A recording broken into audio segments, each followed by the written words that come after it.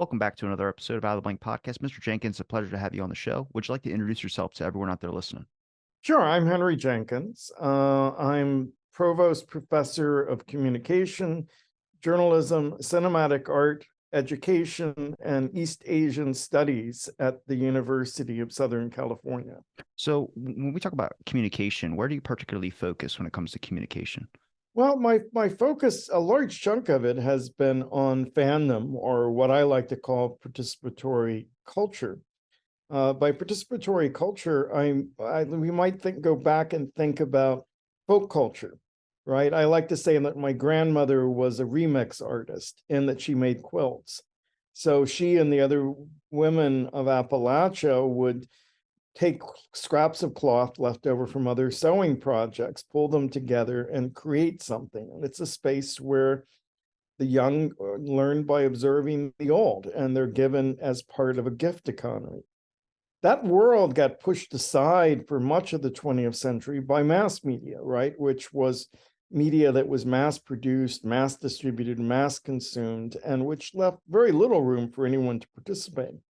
But for me, fandom is the 21st century form. I mean, it goes through the 20th century. It was in a niche, but now it's much more central, where we take material from mass culture and use it as raw material for grassroots cultural production. So everyday people taking images or video footage or sound or costume elements and creating something new, which expresses their identity in relation to the dominant stories of their time. Could you give me an example? Only thing I could really think of that's like a remix would be like if someone took a beat from like an older song and then tried to chop it up into a newer song, but I don't think that's the same. Well, that would be part of it, but I've been playing around lately with Midjourney, the AI visual AI program. And if I asked for something, Midjourney is automatically mixing together elements from multiple images to create something new. Or if I was a fan vidder and I take snippets from my favorite television show and I set music to it, I can create a new expression of who those characters are, how they feel about the world. Or if I'm a cosplayer, I can certainly reproduce the original costume, but say Muslim cosplayers are using hijab to create Princess Leia's hair buns and creating, an expression that is both respects their traditional religious practice, but is also trying to creatively respond to Star Wars. And we could just keep going down the line. All forms of fan creation don't simply slavishly reproduce the original. They're taking elements from the original and mixing them together. Now, my view is just as the textile mills should have very little to say what happens to those scraps of cloth that my grandmother made into quilts, I would argue that media companies should have relatively little to say about what use I make of their stories, their images, their characters, their languages once they're put into circulation.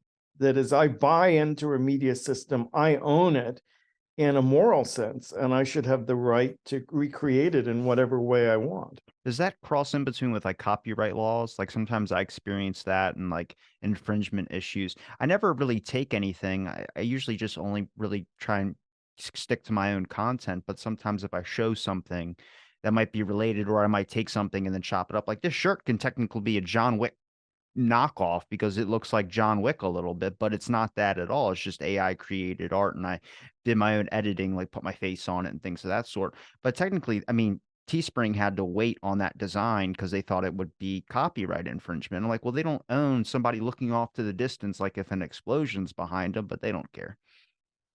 Well, I mean, if we go back to traditional stories, I don't know whether it's Pecos Bill or Brer Rabbit or the myths of the Greek world, they belong to the folk, and the folk had the right to retell them. And we know the traditional storytellers, the bards, the Garros, told those stories in a variety of ways for various occasions. The problem is today our folk culture belongs to corporations, and there's an open battle over how much freedom we have to express ourselves in relation to the core stories of our time.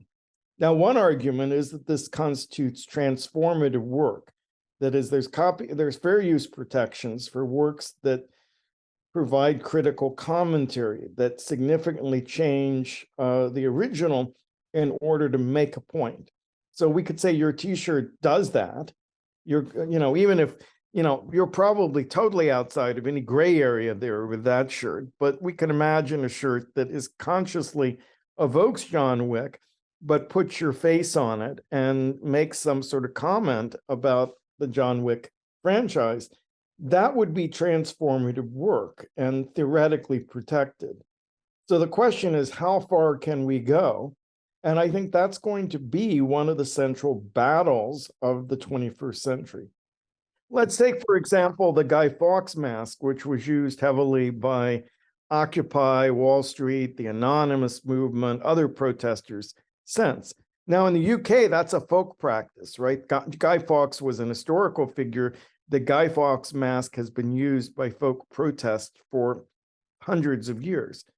But in the US, the Guy Fawkes mask came in through V for Vendetta, the Alan Moore graphic novel that's turned into a film by the Wachowskis.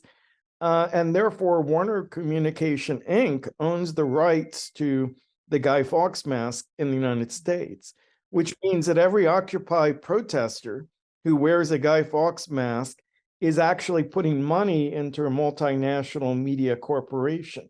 And in theory, the corporation might assert the right to prevent us from wearing it in certain context or be photographed wearing it. I think in reality, we'd all find that objectionable. So why would we accept the premise that if I use Star Trek characters, say, that it's fair game for Paramount to try to shut me down? I think it's because when we don't really see it as imitating art at just because you enjoy it. A lot of these corporations that kind of run the rules are able to push some of these rules in is because it's about they're stealing their image, kind of in a sense. Like I would say it got linked over with capitalism in the 21st century. It seems like everybody's got to have a copyright thing now. But I mean, even one of my all-time favorite songs is Sam Cooke's "A Change Is Gonna Come." It was reproduced, covered, and there was no problems with it. But then I think it was like 6 years ago, a record label had bought Sam Cooke's song and reproduced it with one artist. But then now, if you go to it, you have to go through a contract agreement with the studios. And it was like, well, that song invokes so much emotion. I would consider that. I mean, it's obviously not public domain, but I mean, it's a cultural significance to a impact. I mean, especially during like the civil rights type deal. I mean, that's a lot of people that make those documentaries about civil rights use that song, but nope, now a corporation owns the rights to that. You have to go through them. And they're kind of as big as Warner Brothers, where if you send them an email, they're not going to respond to you unless you got money at the door. And Yeah, it's they're not, usually a you lot. can't ask them for permission. So therefore, you either risk corporate bullying if they discover you, or you have to assert fair use and hope for the best, recognizing that legally fair use is a defense, not a right. But I think if you're absolutely right about corporate and capitalism being at the center of this. So if we go back through that folk culture, mass culture, participatory culture model that I was just describing, that under folk culture, copyright there's almost no use of copyright to enforce ownership over stories or visual images. It starts to come in the late 19th century, where certain public figures like Oscar Wilde wants to control his image. By the mid-century, capitalism has totally created this empire around intellectual property. And the notion that ideas are property has become so widespread and accepted. Now, my argument is that it's starting to break down in this era of participatory culture. And particularly, we throw in the network distribution of participatory culture, where a grassroots remixing could be as wide as a meme, say, could be as widespread and known in the culture as the mass media object it draws on. So we're seeing a struggle right now over who owns the stories that form the foundation of our culture, who has the right to the songs, who shapes the rights, the rituals we perform socially, who controls the spaces where we gather if we're thinking about massively multiplayer games. So I think we're at a moment of upheaval over these core questions.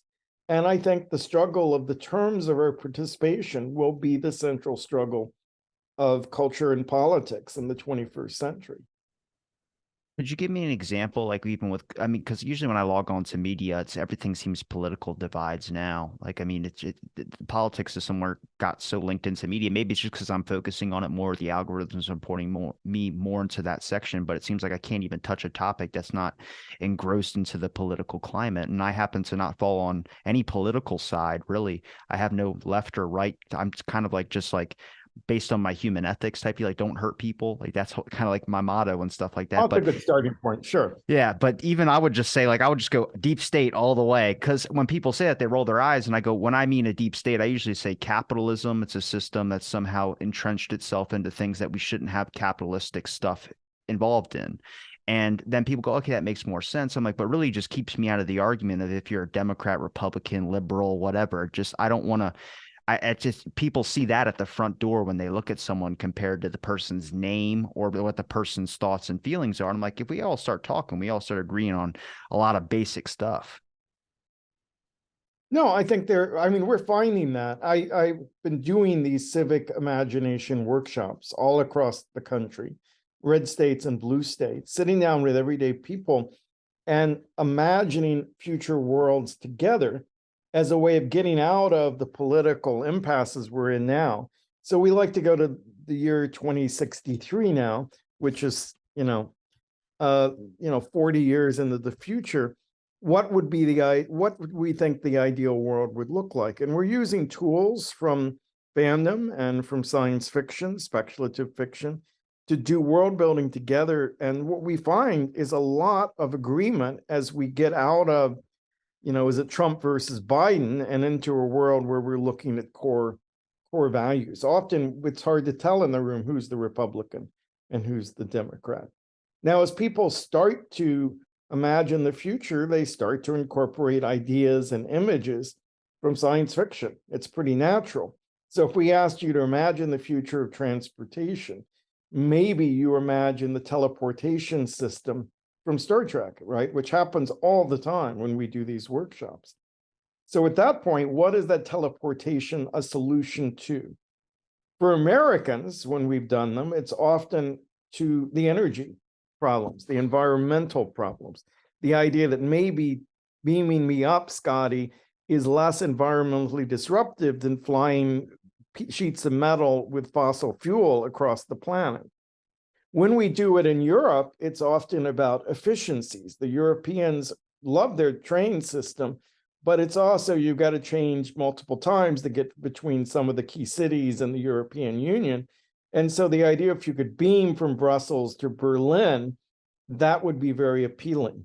We did it in Beirut with leaders, educational leaders of 10 Arab countries. For them, it was all about safety, right? How they were watching people die getting from Syria to Germany. And if you could just beam there, it would be much more powerful. When we've done it with immigrant rights organizations, they talk about papers and green cards and borders. Because when Kirk, Spock, and McCoy beam down to a planet, no one stops and asks for their papers, right? It's by de facto a world without borders. And we did it recently in West Virginia, rural West Virginia, the coal country. And there it was about just being part of the country. For them, they're so cut off from the world, but the idea that their kids could pop over by teleportation to visit, that the tourist might come in because it wasn't so far and hard to get there, that sense of social isolation. So by using shared stories and shared symbols, politically, socially, civically, we're able to actually understand what's at stake for these different communities in really powerful ways. It's interesting to me that you might be a little bit more optimistic about the future than I am. I'm a little bit more pessimistic. Just because I feel like it's kind of like Pandora's box. We somehow opened up to where even in political climates that we have fandoms there now. And I feel like that just doesn't does that leak? Does that end with the Trump and Biden era? Or does it keep on going? It's kind of like maybe this is the new start. And I look at the past too. I'm been entrenched in the 70s and 60s and 50s. I mean, it's like slapping the brand communism on something without even fully understanding it. Now it's American versus communism, and now we just divided into smaller categories of right versus left or Democrat versus Republican, which I think has kind of always been there, especially since like the 90s. But it just seems like now it just keeps getting more divided, where it's splitting and splitting and splitting. And I don't want individual communities or states to be individual. You know what I mean? I want us all to act as a whole. But I mean, the only thing I can think of to fix that would be going against capitalism in a sense. But then even then, some people bring up the argument capitalism works. I'm like, sure, but it doesn't need to be a part of our every single life. No, well, I mean, I am something of an optimist, but let me be clear. I'm not suggesting that I'm bringing people together to imagine the world they think will be. And I certainly have bad days where I would totally agree with most of what you just said and wonder, how do we ever overcome the cultural divides? Oh, let's drink some whiskey and talk about it. Come on. Yeah, but that is the point. Drinking whiskey is something that brings us together on common grounds. And that's what these imagination workshops do as well, is we're asking people to imagine what the world they would like to live in looks like. And it's a way of articulating shared values, norms, hopes, aspirations. It's also a kind of utopian thought. And historically, utopianism is not about naivety and belief in a perfect world. Utopianism is a critical tool which allows us to ask some fundamental questions. What kind of world would we want to live in? Would that world turn out to be as good as we imagine it to be? What's the difference between the perfect world and the world we're living in? And what are the decisive steps we should take to get there? So if we think about Martin Luther King's I Have a Dream speech, where he's imagining a post-segregated society, he's not saying we can overcome racism. He's saying, what would it take to be able to confront racism and move to a world where we were treated each other as equals? How can we measure the steps we need to take? He's not saying this is a world that's inevitably going to come. He's saying, if we think this is our ideal society, how do we get there? And that challenge back to the present is always present in a utopian narrative. So what we're doing is getting everyday people all across America to think in utopian terms, to articulate what they want. And we discover when that happens that the divides we're experiencing are largely artificial. The political leaders trump them up, pun intended, by using divisive language, hitting cultural war metaphors and so forth to keep us at odds with each other. Whereas the reality is, on an underlying basis, we share more values in common than we disagree. But we're not allowed to see that. And again, capitalism may be a factor in that. Abraham Lincoln, house divided cannot stand.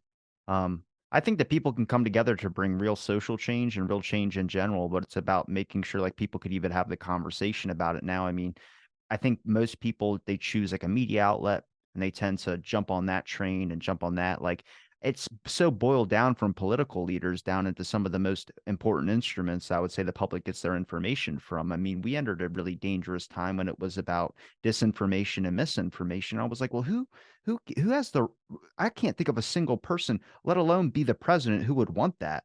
But who would want the ability to say this information is the one that we accept and this is this? I'm like, well, you got to let people talk as well too. And maybe that's an unpopular opinion, but limiting speech is a big problem for, in my Oh, on opinion, all just because sides. I again, mean, the left limits speech, the right limits speech.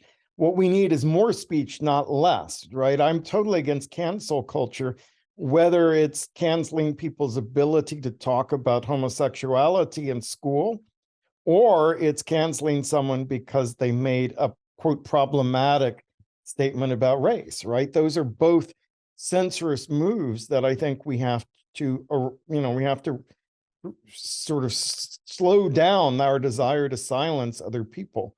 What we're trying to do is go to places and encourage talk across these divides, because I think that's what we need to do. and I think that desire for conversation is really powerful and urgently needed. So we went to, as I said, these two small towns in West Virginia that bordered each other. One of them had a Republican mayor, an older man. Another had a Democratic mayor who was a young woman. And as they came together, they were facing serious crisis. If you rode, we met, and this was a coal town. The coal mines had closed. This was a university town. The university had closed. Most of their children had moved away and not come back. The shops along the main street were boarded up. We met in a university library that had no books in it. And we spent a day talking through the future of this community. And, people, by about the first hour, it was impossible to tell who were the Republicans and who the Democrats were, because what they cared about was this community. And all of these people had a history in this town going back generations, right? They'd lived together, they'd worked together, they'd supported each other. And now they were trying to figure out how to survive in this world. And that need to survive certainly trumped any notion of political partisanship, right? That became nonsense in that discussion. But using this world building practice, we were able to pull out and find that common ground that then the political leaders, the community could work on. But it was because they heard each other out, because they talked. Now, you mentioned Scott or Bourbon, I forget which. Yeah, that would be nice, but we didn't need that in that setting because we used the imagination and we used the stories we shared in common to get there.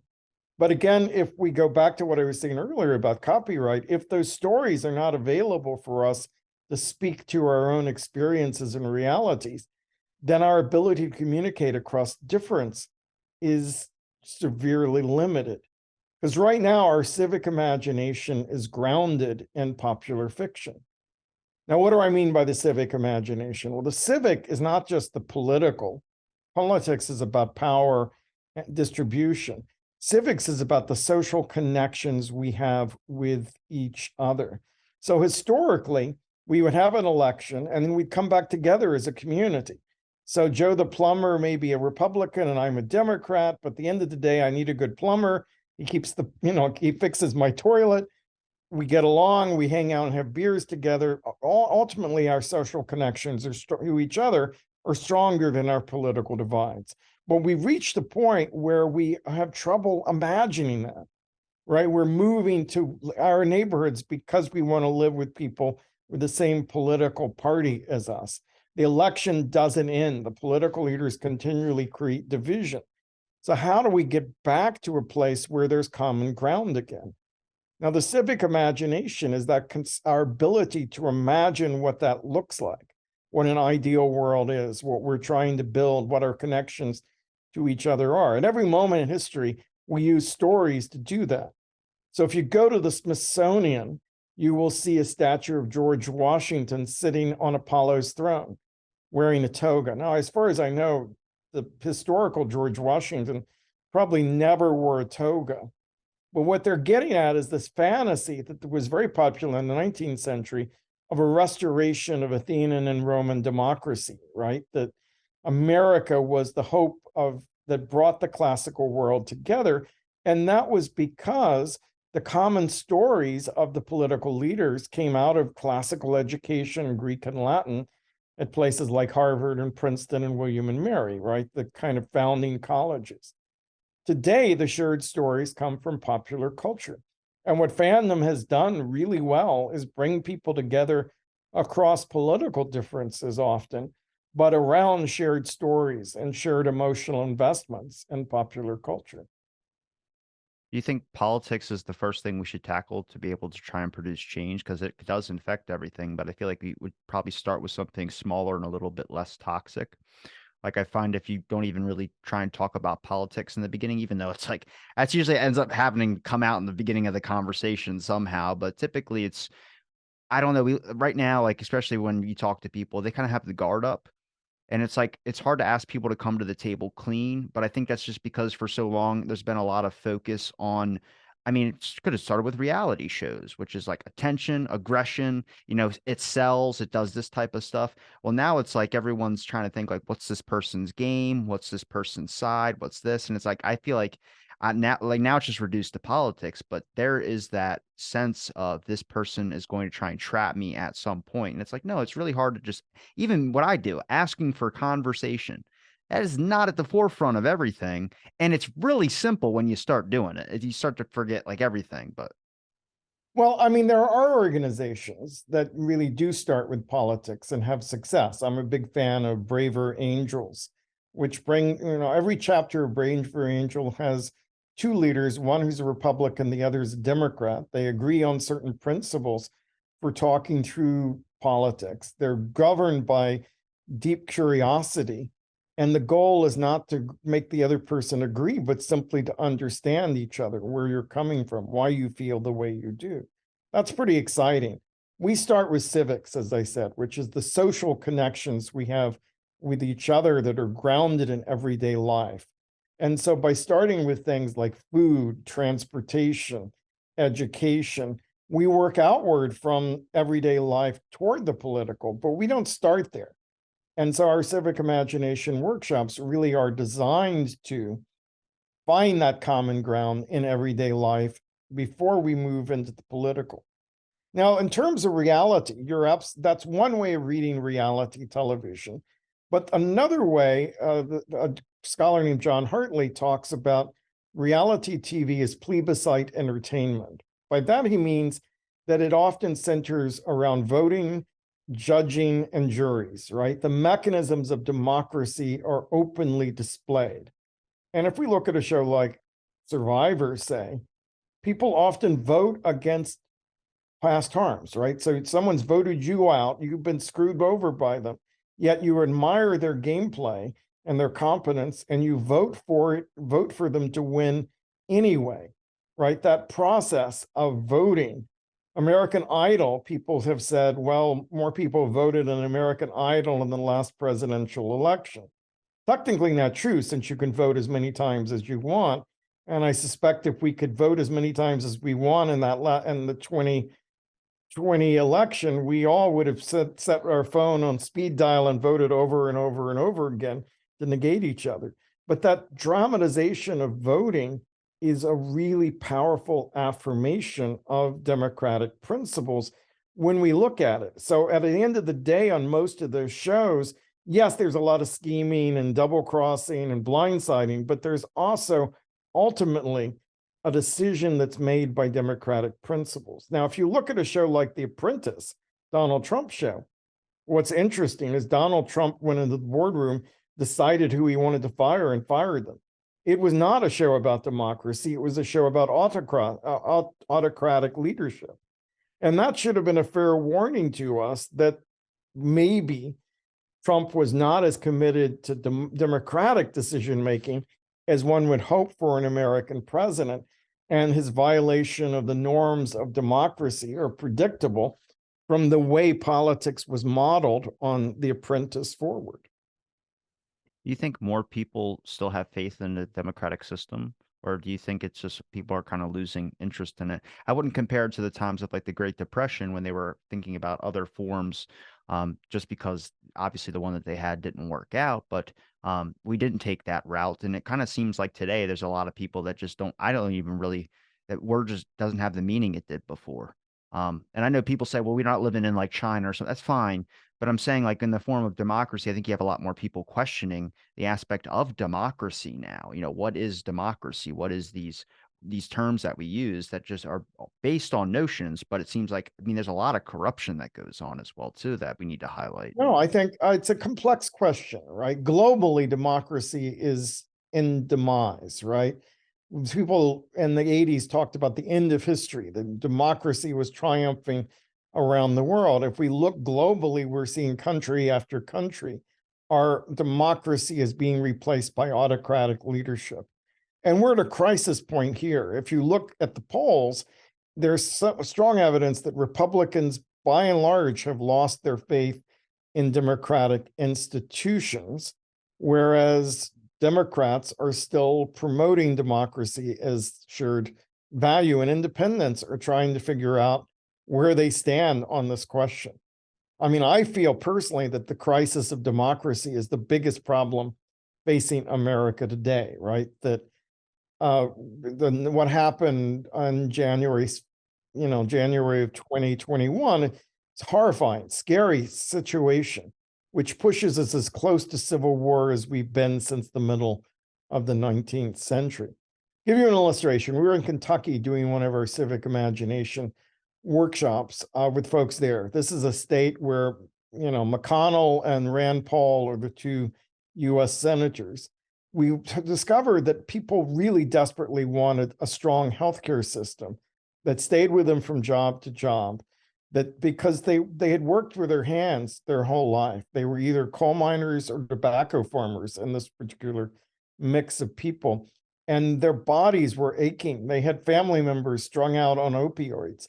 Healthcare was something they really wanted, and when they described it outside of political language, it was about as progressive a healthcare system as you could get.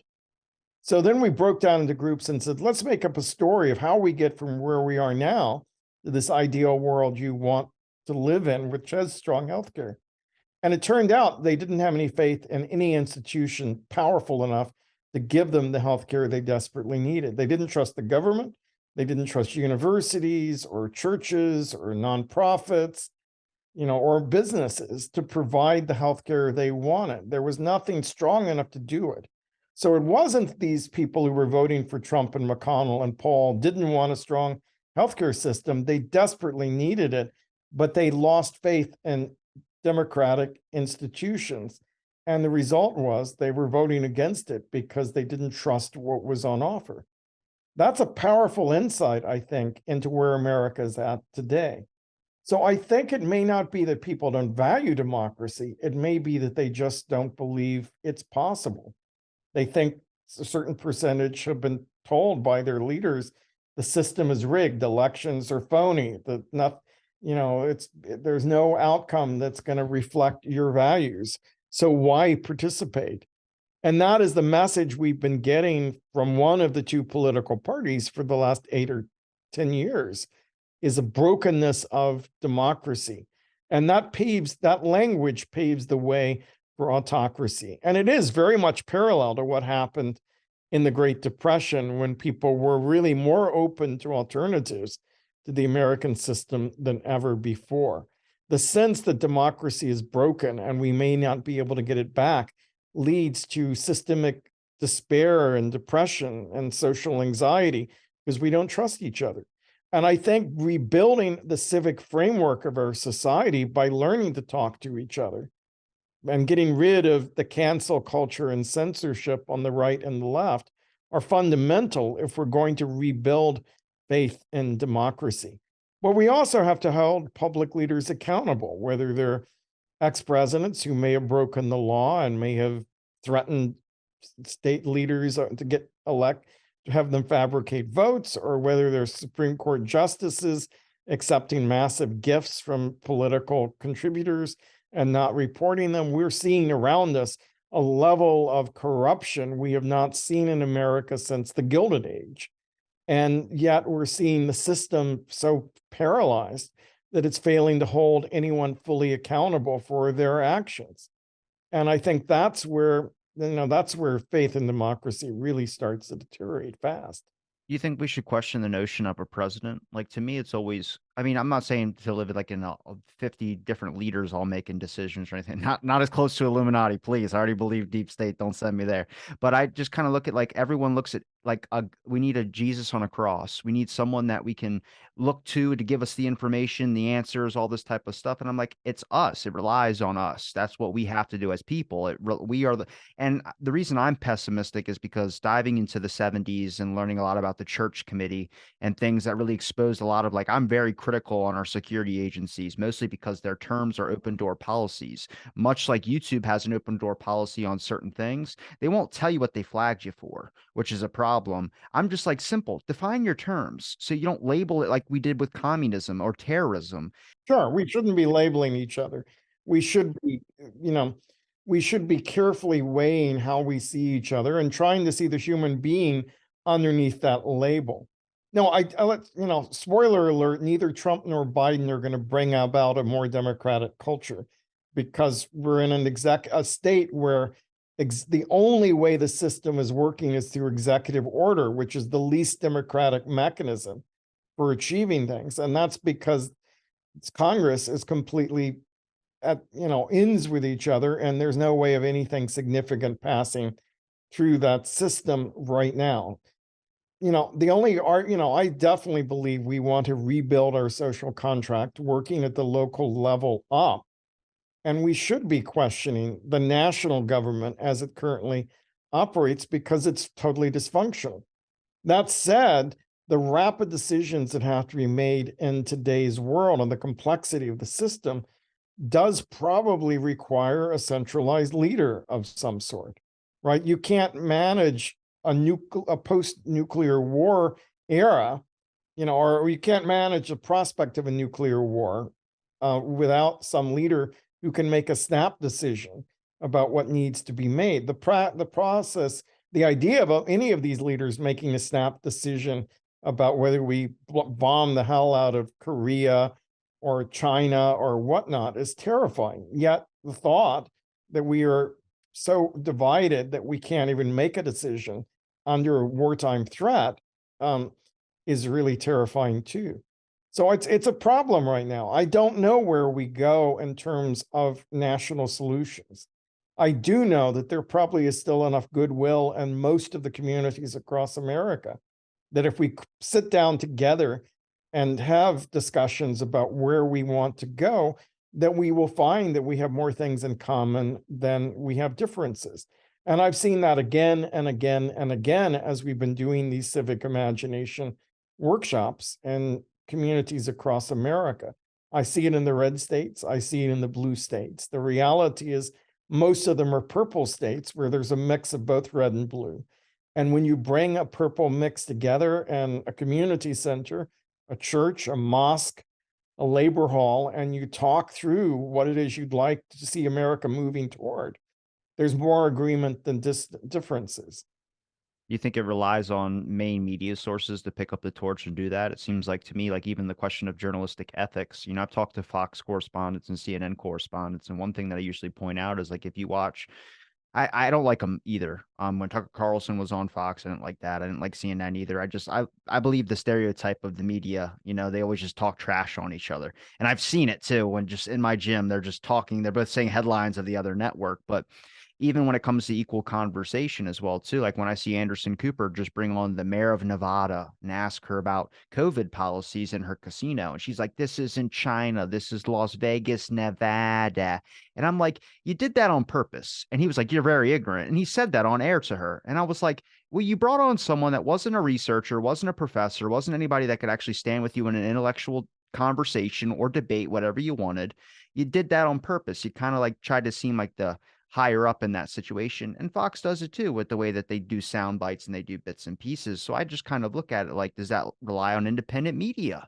Does that rely on anybody that actually wants to do like The Hill? I would have recommended The Hill when, but I think both hosts of that, one's a Republican and one's a Democrat. Very balanced takes. They don't agree on everything, but they both bring up rivaling points, which is like, that's what you want. Nobody's talking over anybody, but they're equally displacing their opinion that's going to unite on both sides, where people can kind of get to the core message and the core problem, be like, you know what, that's an interesting take on the other side. I might listen to them a little bit. And that's what you should be engaging is that conversation. No, well, I certainly don't think we're going to get it from cable news networks, right? Where, CNN or MSNBC feels like they've got to take the left to counterbalance Fox News, which thinks it's counterbalancing the liberal bias of the media. And we're polarizing, right? And most of what we're seeing on all of those networks is opinion, not facts, and not an open forum, where the results aren't predetermined. Where I see real discussion taking place in our media is podcasting.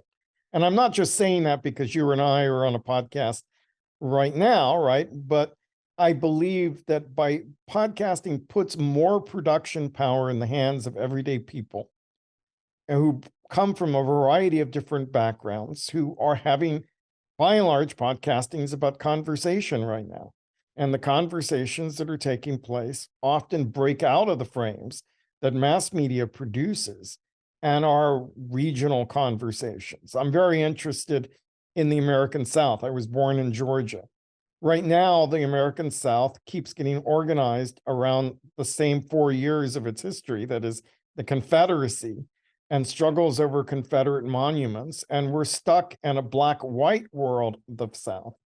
When, if you look demographically, the American South has large Latino population, still has a modest Native American population, has a growing Asian American population, has a low or large number of American Muslims living there despite being the Bible Belt.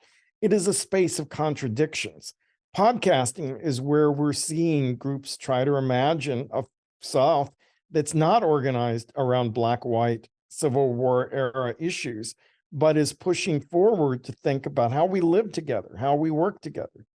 And I'm fascinated by it because radio in the South, it was always hard to get over the mountains in Appalachia to the next town, let alone have a regional discussion of what the South might be. Whereas I think podcasting is the way the South is reimagining itself. And that's the book I'm working on soon. I've been mapping out a book that would really look at a number of leading podcasts in the South and the ways that, in fact, they are reframing Southern identity to reflect these dramatic changes in who lives in the South, what the politics of the South looks like. As we're seeing states like Georgia and North Carolina slide from being red states to purple states, that's going to require people to learn to communicate with each other. Do you think that that's media, like film and those types of depictions that get depicted of that 4 years in the South, where it kind of shows them as like, I mean, even when they played the stereotypical, and this, I guess this, I don't think this is offensive, but saying like rednecks, like putting rednecks on TV, they're always stereotyped. And it's like you're put in a caste category. I was like, I have plenty of friends that do that, and they don't dress like that at all. They don't act like that at all. They don't talk like that at all. It's kind of like if you've ever been over to Germany, they kind of make it a big deal, like, hey, we're not like the Germany in the past. It's like, well, no, we know that now. We're all evolved and we all understand that. But that's like a big thing for them. Is like, hey, we're not.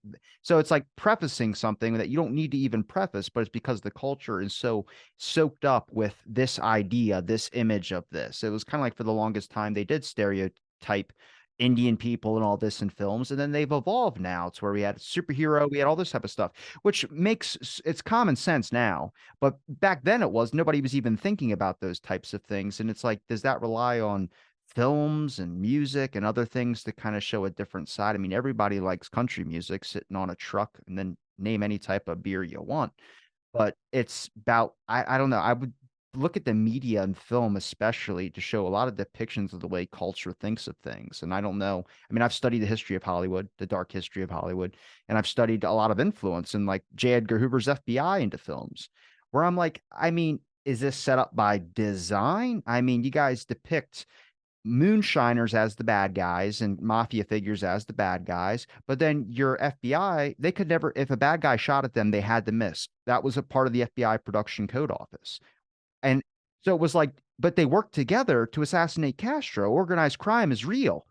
You guys, CIA was working with mafia figures. So I go, did you do that on purpose to lie to me so we didn't know about the organized crime aspect of things? And it makes me question every single thing. And it can lead down conspiracy territory for sure. But I mean, I'm looking at government documents from the church committee stuff to all this. And I'm like, I mean, what's now a conspiracy theory? Because you guys had a heart attack gun. There's a video you can watch where I'm just like, I don't know who's good anymore. Well, I think it's you're asking some important questions, but no, I don't think it's just Hollywood, and I don't think it's simply a conspiracy. I do think that the Confederate identity has been embraced openly by the South as a source of security and regional identity, in part because no one's offering other symbols, right? Other ways of imagining what the South looks like. I think it's embraced by the South and imposed on the South from the outside. So every time we get a conversation going about racism as a systemic national problem that is visible in every region of a country, we revert back to debates about Confederate flags and Confederate monuments, which localizes racism in the South and allows the rest of the country not to self-reflect, not to deal with its messy business. So when we've seen, the post Black Lives Matter protests beginning to look at Ferguson, Missouri and Baltimore, Maryland, and, all of these other cities across the country and say, we're seeing the same behavior by the police against citizens in every state. Instead of asking those questions, we go back to, should we tear down the statues of Robert E. Lee? So what's going on there? I don't need a conspiracy theory to think that there's a struggle over how we reflect on our history going on here. That shaped all of the media we consume, right? Yes, we have stereotypes of Southerners, but the news does the same thing. It's look over here, here's a shiny object, not let's look across this and figure out how do we deal with our mess? How do we deal with race in America? Which has been the overarching problem in American society going back to 16, whatever, the beginnings of the colonization. I just saw the new version of 1776 that was on Broadway and is now traveling. And at the heart of 1776 is the Compromise, where Jefferson wanted an anti-slavery clause in the Declaration, but is forced to take it out, knowing that it's going to be a debate that America is going to struggle with and still struggles with today. But the minute we can conjure up a Confederate redneck boogeyman to represent racism in America, or a Klansman, which are a real threat, right? The Klansmen are domestic terrorists, but so are, all of these other domestic terrorists all over the US that are playing the race card to try to threaten large segments of our population. I would throw in even better education. Like I'm more probably like I think government's needed 100%. I believe in secrecy. I believe in things for certain things. I just wish they would define their terms. And looking at like I have probably more liberal like little nephews and cousins and things, and they start screaming about COINTELPRO, and I'm like, all right, what do you know about COINTELPRO? And they'll be like, it was invading the Black Panther Party. I was like, well, they invaded a lot of groups and they called them domestic terrorism, which just shows you that. But the government's power in inserting free radicals to try and stir them up to fight each other. Really smart strategy, but sucks if you're just deeming as a different ideology or something that could be passive as a problem, which you need to question. But I mean, even in COINTELPRO, if you read the actual document papers, sending letters to the Black Panther Party leaders' wives and saying that your husbands are sleeping around with teenage kids. I mean, does that restore the idea of the red, white, and blue flag? The government's here to protect you. No, it seems like people that have been going in a wrong direction for a while, and we should probably correct them. And it's just like mentioning that, like even you can't even get to that level of the conversation. As soon as you start talking about like an issue that would be like, well, this is what they actually did. They go, wait, so you think that they're good? And it's like that's not even what I'm saying. I'm actually going to be very critical on them in a minute, but you're not even letting me get to the point. You're stopping me at right at like, oh, this person's now no longer on my side and we can't get there. I'm like, no, we have to kind of unite on this front. No, I think citizens have to hold their government accountable, but that requires us as citizens to have meaningful discussions, find their shared values, and then work in concert with each other and resist these efforts to break us down into these various categories to divide and conquer us. And, I think, again, without needing a conspiracy theory, we can say political leaders on both parties do this on a regular basis. And you're absolutely right. The Church Committee report, which I was alive when that report came out, I studied it at the time, does demonstrate a strong history of pitting different groups on the right and the left against each other, so that that their ability to propose political alternatives is severely limited. So we need to be open to alternatives. We need to be questioning the polarization that's taking place. I think we have to come together. Now, work on deliberative democracy shows us that when political leaders are put in a room to each other, they have to hold on to their positions because their access to power requires them to divide into right and left, Republican and Democrat. When you put people together in a room and they have access to the same information, they often form compromises and look at alternatives. to the established policies because they're not locked into partisan positions necessarily. But that's scary to a political leader who wants to do base politics for the base, lock us into right and left divides as sharply as possible. So we've seen over time this desire to create categories that organize our political thought and pit us against each other. And I think it's up to citizens to resist that and try to come back to forms of deliberative democracy, which allows us to question all of it and form new consensus, which allows for meaningful political change.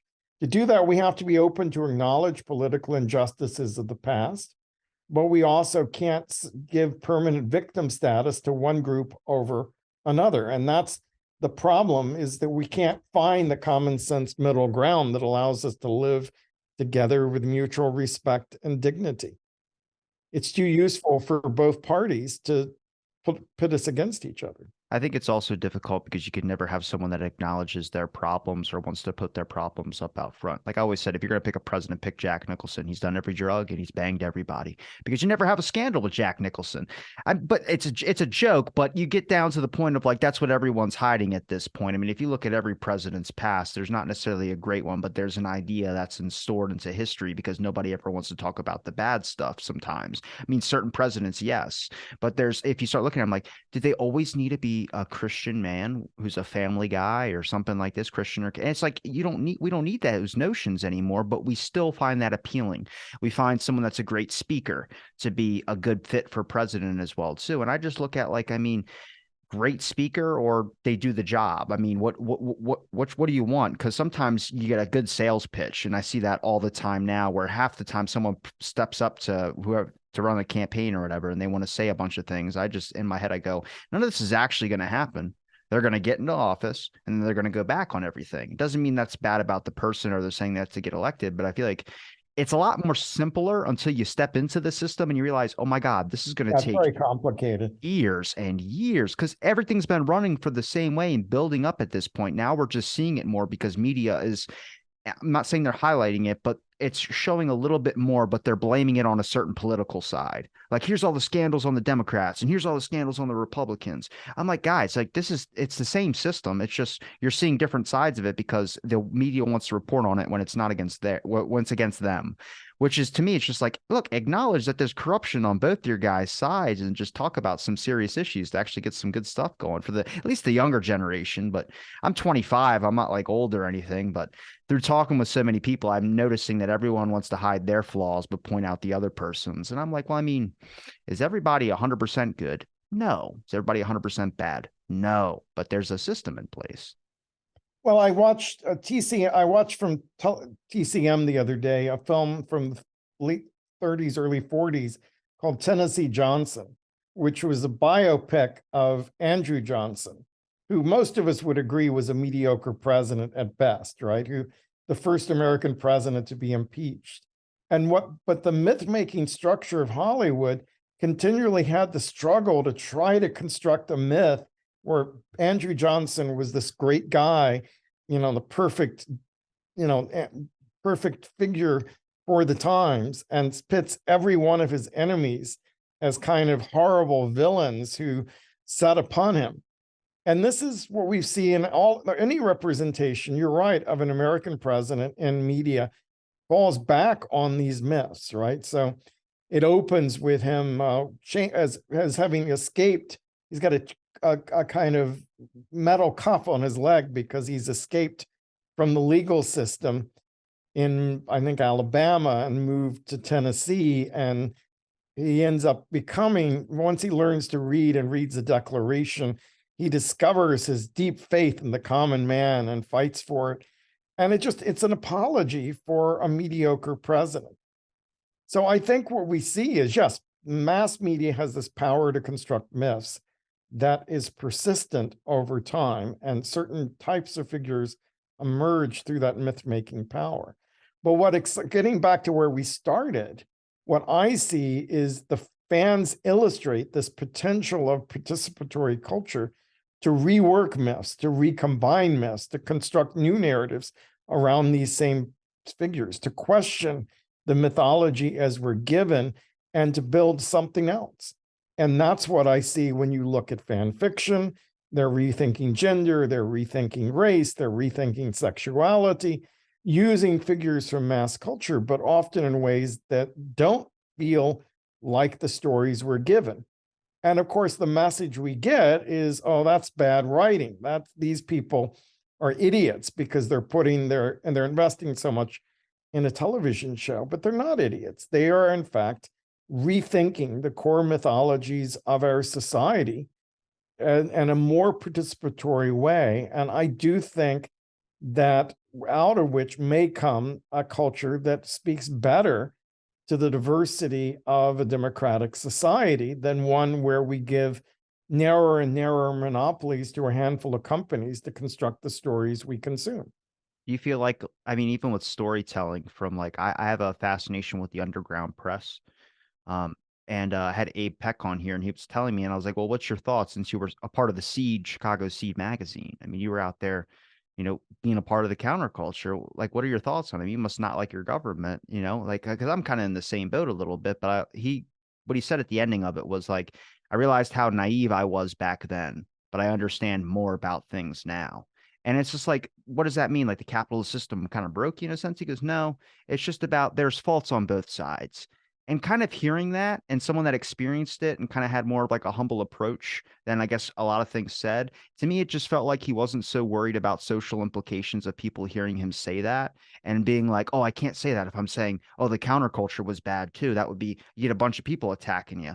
But it was something where I was like, this is my opinion and this is my perspective. And I'm going to share this with you, which I feel like that's so important for me. It's important for younger generations. It's important for it's like something your grandpa would tell you when you're, working on a truck or something. I don't know, just name something, but there was something that was like honest advice for someone who was genuinely here and concerned about just, I don't know, his memories being shared. Well, what's exciting about that moment is the counterculture constructs literally a counterculture, right? They're creating their own music, they're creating their own comics, they're creating their own radio, they're creating their own newspapers, and they're taking advantage of the explosion of grassroots technologies, which are coming into being in the 60s and 70s, which do allow for a more participatory culture. So, what I'm describing as participatory culture certainly has a heyday during that moment in time. It's not anti-popular culture at all, because look at the underground comics, which grow out of a love for Mad Magazine and other, EC Comics and Tijuana Bibles, right? This kind of pop culture that was very lumpen proletariat pop culture is the seedbed out of which Art Crumb or Tits and Clits or these other underground comic creators start to find new ways of telling stories. And we're still, to some degree, comics today still live with the freedoms fought for by that generation. I think the same thing is true of blogging as an outgrowth of the underground press, or podcasting as an outgrowth of radio free, whatever, people's radio movements. If you look at the genres of podcasting today, many of them took place on those radio stations, the small bandwidth radio stations that the counterculture created in the 1960s. I used to do some stuff for Radio Free Georgia, which was the Atlanta-based underground radio station. And before us was a prison show where prisoners came out and spoke about what the conditions in the prisons were. We had Black shows, we had feminist shows, we had queer shows, all were part of that package. And today, those same shows are some of the top kinds of podcasting. If you look at the top 100 podcasts, we're seeing that same desire for alternative voices to be heard in the mainstream that are locked out of cable news and mass media. So I would say our current moment is an outgrowth of those underground media makers of the 60s and 70s. Our meme culture today is an outgrowth of that kind of underground comics space. The political role that music plays today is really an outgrowth of the kind of rock concerts, whether it's Woodstock or Altamont, that are part of that culture of that moment in time. Even sports figures speaking out on racial issues, we could trace back to some of the sports figures like Muhammad Ali, who became deeply political in the 1960s. So I think if we want to understand the current moment, we have to reclaim that history of the 60s and 70s. And we have to, if we want to think about what politics today might look like, we want to go back to the Yippies and Abby Hoffman and the playful, merry prankster style of politics that they were involved with, even around morally complex, troubling issues like the war in Vietnam. There were still ways to use play and political theater, disrupt our dominant systems of storytelling and representation, and create other kinds of stories that spoke more directly to the way people were living their everyday lives. I mean, even that's what, for me, that's when it starts. The best example of some media manipulation is when they had that napalm girl and they cropped the soldier that was standing off to the far left. It adds a different impact to the photo. You know, it looks more like the soldiers are caring, but if you see that guy is like walking nonchalantly, not even really paying attention to the girl that's screaming because her skin's basically on fire. I mean, I saw that and it changes things. I mean, even when you take photos and people put them on Instagram, a filter effect, all these types of things change your perspective on things. I live in a beach town. Let me tell you, when I walk out my door, I don't care two shits about the beach. But going out like the last weekend, I went, took some photos, went to the beach, took some photos. The photos, depending if it's a low angle, a high angle, whatever you want to say, really adds to the impact and I guess, the moment that I was in, where I didn't see it with my eyes, but my phone was able to capture a different thing of it. And it made me kind of look at things a little bit differently. I mean, I always valued perspective. I always valued a bunch of this stuff, but now I'm kind of looking at like, how do I see it through your lens? And when you start to be able to understand that, I mean, I'll ask you one last question, but it boils down to when it comes to when the chickens come home to roost. It feels like every generation is laying down a legacy for someone else to pick up. I'm not talking about a legacy about themselves, but a torch that they can keep on passing on. And I think even talking about my brief conversations about the Fred Hampton assassination with people that experienced the time or other things of this sort, it's just putting out a log of information for a younger generation who's probably not going to learn that in the education system and might not come in contact with that really anywhere because our attention spans are so shot. Everyone's focused on right now or tomorrow. And it's like you have to kind of understand the past. But do you think, I mean, is this always what it's going to be? What generation is going to be the one that really kind of makes some serious change adjustments, which I'm not saying we haven't done already, but some real stuff that we've been complaining about probably long before my generation, stuff that going back from the 60s. Well, I don't know. I honestly don't know. I do think that more power is in the hands of the people today, more communication power than ever before. And it's up to us to use it responsibly and accountably.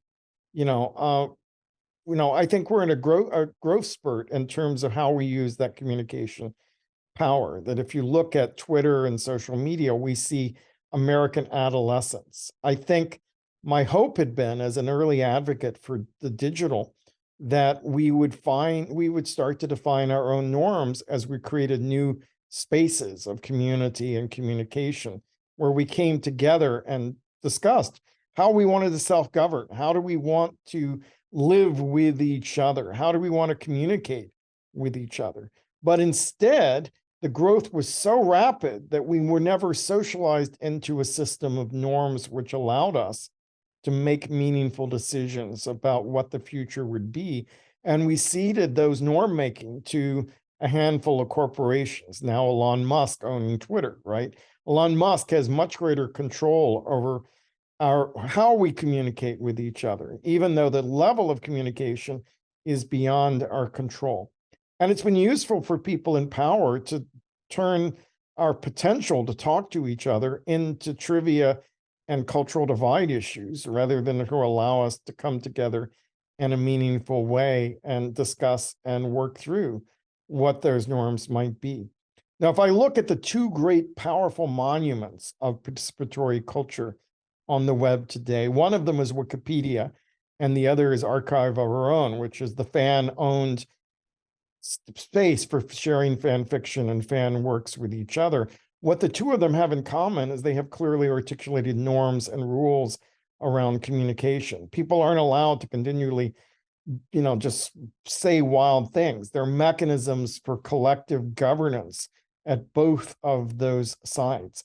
And where those things are in place, we can build extraordinary things together. The idea of pooling knowledge the way Wikipedia has and self-correcting misinformation the way Wikipedia has is phenomenal. That meets a very real need that we had in a pre-digital world. But it's not perfect, but it is a system that generally works to allow us to resolve differences and arrive at shared information in the midst of misinformation and disinformation everywhere else. The ways that Archive of Our Own works through issues of gender and race to try to create a space, and a perfect space, sure, because humans are imperfect, but a space where we can share stories with each other and care about each other's safety, whether it's mental or physical. That's a really powerful thing. So what I would love to see is us break down the monopolies of social media systems and rebuild the communication of the web in such a way that we can come together, share ideas, share stories, work through issues together. And that may be a process of social change, but we can't overlook the fact that they're powerful forces that you're calling the deep space. I would just say big industry, big government, certainly capitalism, but certainly the partisan politics, which is designed to divide us, right? And to set us at each other's throats. And we've got to resist that and come together on the spaces we control, whether it's podcasting or blogs or whatnot, to build a better society. And I think it's possible. I think a better future is achievable, but we've got to all work at it. And we have to hold ourselves accountable for the misinformation, the divisive speech we put into the air, and the kind of cultural pollution we're constructing through our misuse of communication channels. Well, Mr. Jenkins, I appreciate the time you gave me to talk on my show. Is there a place where people can find your podcast and any other links Yeah, you'd my like to recommend? podcast is called How Do You Like It So Far, which is about popular culture and a changing world. The blog is now called Pop Junctions, and it's a global group of people who come together and look at media and popular culture through critical lenses. And I'm based at the University of Southern California. Okay, well, I'm going to link all your links in the description for people to be able to find. Again, I appreciate the time and thanks everybody for listening to this episode of Out of the Blank.